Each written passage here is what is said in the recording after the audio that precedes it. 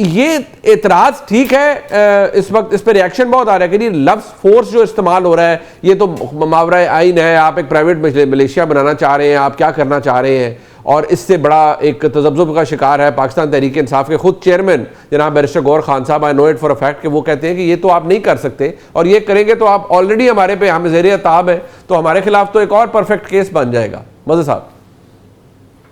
शुक्रिया मुनीब। देखिए, सबसे पहली बात, इससे हटके के रिहाई फोर्स बनाएं या कोई भी फोर्स बनाएं, असल चीज़ ये कि तहरीक इंसाफ के बानी इमरान खान साहब ने महमूद खान अचकज़ई को ये टास्क दिया है कि वो आप तहरीक चलाएं, और जो भी चाहे बातचीत हो या तहरीक हो वो महमूद खान अचकज़ई और तहरीक तहफ़्फ़ुज़ आइन के तहत चलाई जाएगी।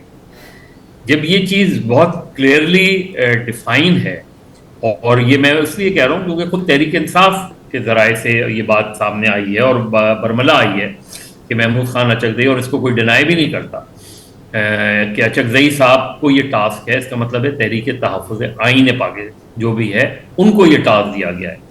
तो अगर कोई फोर्स बनानी भी है तो तहरीक तहफ़्फ़ुज़ आइन बनाएगी। ये जो सुहेल आफरीदी साहब का वो आया है वो इसलिए कि वो ऐसा लगता है कि कोई वो पैरेलल चीज़ करना चाह रहे हैं।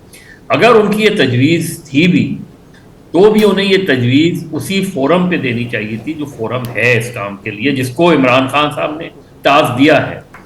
अब तहरीक इंसाफ का प्रॉब्लम ये है कि तहरीक इंसाफ एक तो खुद तहरीक इंसाफ है, फिर एक तहरीक तहफ़्फ़ुज़ आइन है, और उसके बीच में अलीमा खान है।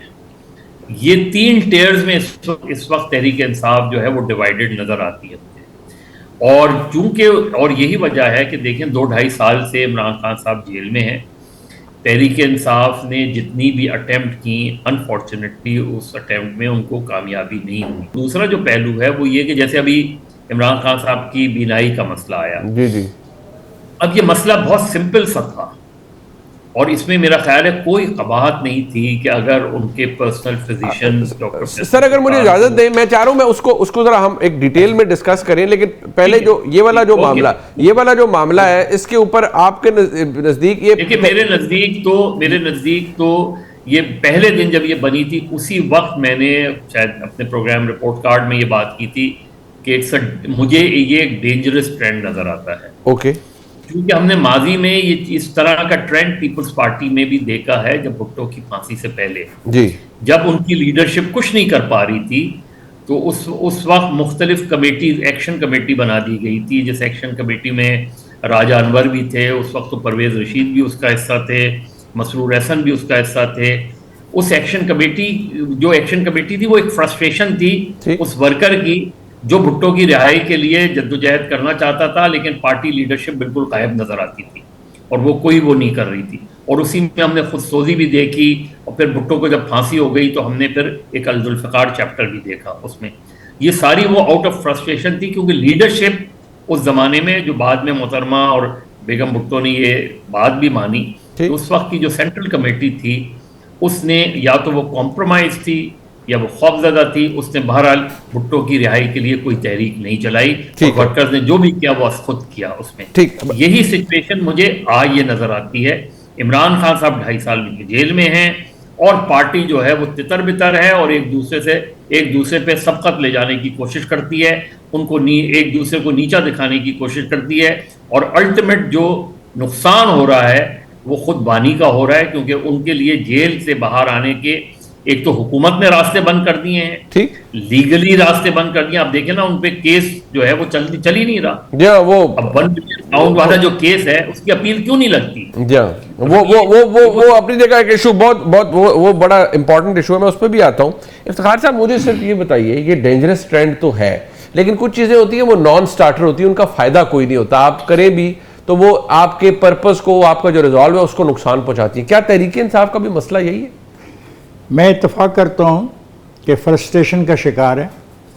आपको शायद याद नहीं, खुद बानी पार्टी ने जब वो खुद एक तहरीक चलाई थी, एक फोर्स बनाई थी टाइगर फोर्स, और उसमें भी लाखों लोग शामिल किए थे, और उन्होंने कहा था कि हम सिस्टम को तब्दील कर देंगे। उसको तो खुद बानी उसकी क़यादत कर रहा था, बानी से बड़ा लीडर तो कोई भी नहीं है ना इनके पास। बानी की वो टाइगर फोर्स वो कुछ नहीं कर सकी, जिसका वादा, जिसका ऐलान बानी करते रहे मुख्तलिफ प्रेस कॉन्फ्रेंस में, मुख्तलिफ तकारीर में, मुख्तलिफ तकरीबों में।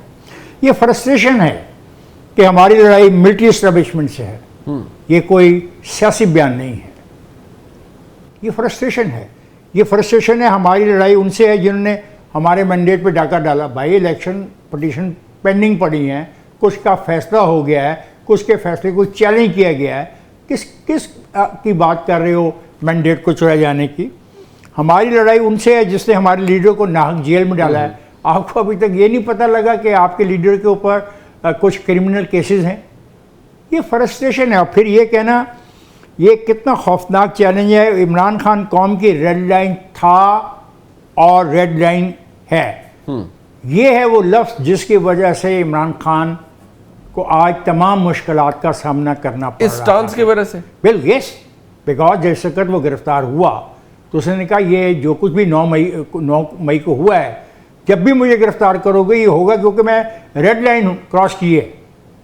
ये रेड लाइन का जो कॉन्सेप्ट है ये है क्या? बट एक बात सरदार साहब, अभी आपने कहा कि आप अदालती तरीका इस्तेमाल करें, इलेक्शन पिटीशंस में जाएं, उनको चैलेंज करें।